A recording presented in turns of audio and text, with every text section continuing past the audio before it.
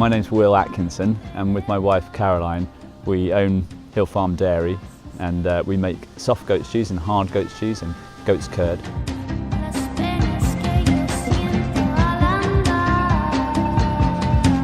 We use unpasteurised milk because pasteurisation tends to take out a lot of the flavour of the milk, and we think that's a crucial element to the cheese, and it will produce a tastier and richer cheese which will be more representative of the milk that you're producing. So the girls go out and they graze in the fields, and that comes through into the milk, and hopefully you can taste those flavours when you taste the cheese.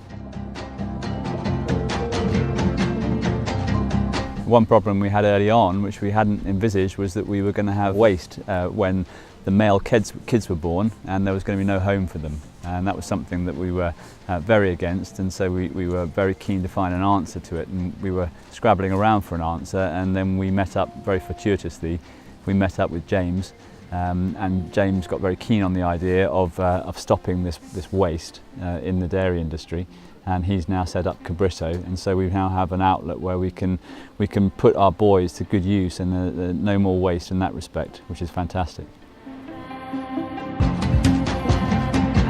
Hi, my name's James Wetlaw and I'm owner of Cabrito. We sell kid goat meat to catering butchers and restaurants nationwide. I worked as a chef in London for 12 years, which I really enjoyed. I worked at some pretty good places, worked my way up to sous chef level.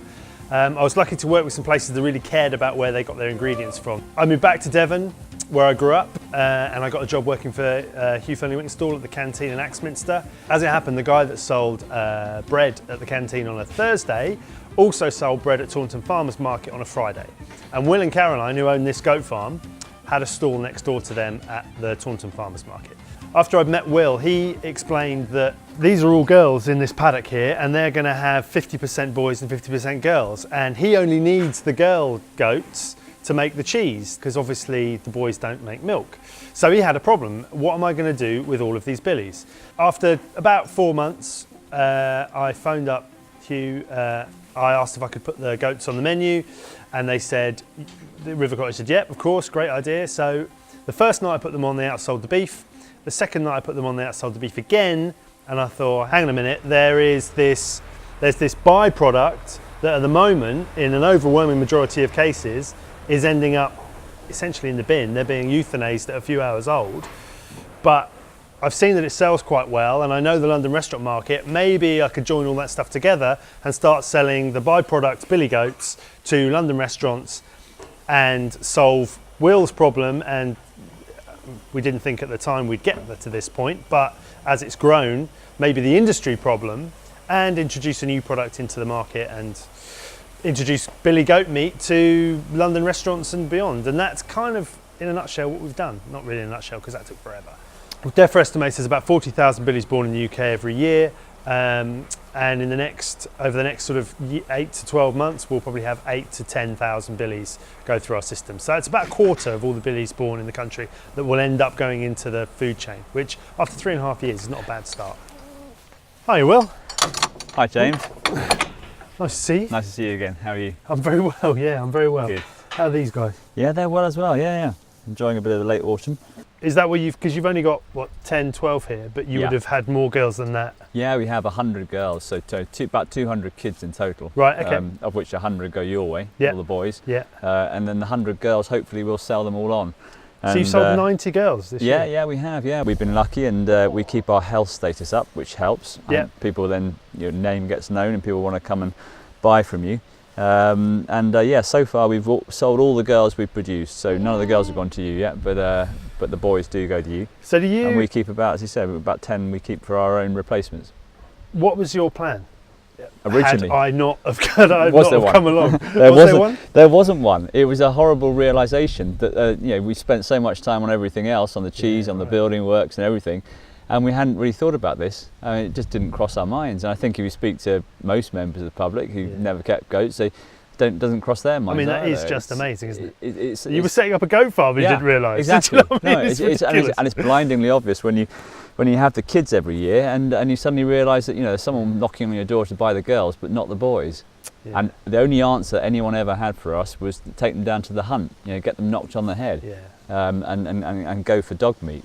which didn't seem very palatable to us. It started to happen in the last 2 or 3 months because I get a lot of phone calls from people that are setting up, and now they're asking me how much I pay for the billies because they're including it in their business plan when they're setting up. And that is a real change, I think, in the industry, that people are no longer looking at the billies as a problem, but they're looking at them as an income. Asset, exactly. And if Cabrito has achieved anything, that's one thing it's achieved. So if we were going to raise boys, we would have to have another barn there and a dedicated team doing that. And that's where what you've set up has been fantastic, because we can take them down the road, up the road, and deliver them to someone who's going to look after them and do that specific job, and have, and as you say, have the infrastructure set up to make it work.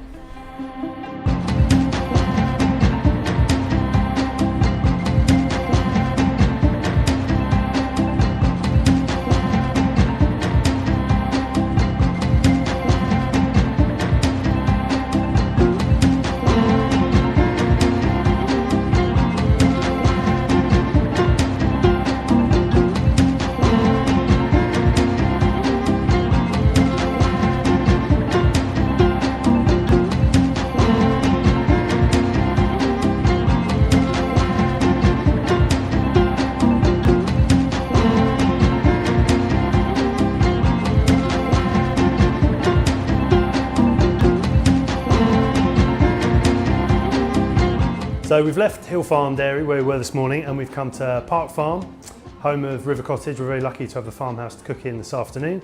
I've brought a whole kid with me. There you go, you can see it there. This is about 22 kilos. What I'm going to do is make some tandoori skewers with the legs.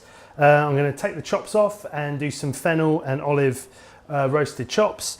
And if we have time, I'll do kibba as well, which is like a Middle East version of a tartare. So I'm just going to break it into its primals, which basically means the legs, the middles and the shoulders, which is pretty easy to do. So you count the ribs down. 1, 2, 3, 4, 5, 6, 7. 7. I'll go one more so I miss the shoulder, and you go like that. The secret, if there's any butchers out there watching me do this, they probably think I'm just massacring it. But the secret is to cut it sounds really straightforward, but to cut the meat with a knife, cut the bone with a saw. That way you don't end up with rugged bits of meat. Isn't that a lovely bit of loin there? You know, really nice. I mean, when butchers look at it, and they look at it in sort of lamb version, the thing that they look at is the back legs, which is where the money is on a lamb. But if that was a lamb, it would look like that there. The meat would go there. So they are much slimmer. Go through the bone. Finish it off with a knife. I mean, it's when you look at it like this, you just think, man, it's so crazy that they were ever just chucked in the bin, because that's sort of 5-6 months work, and suddenly you've got a really lovely piece of meat.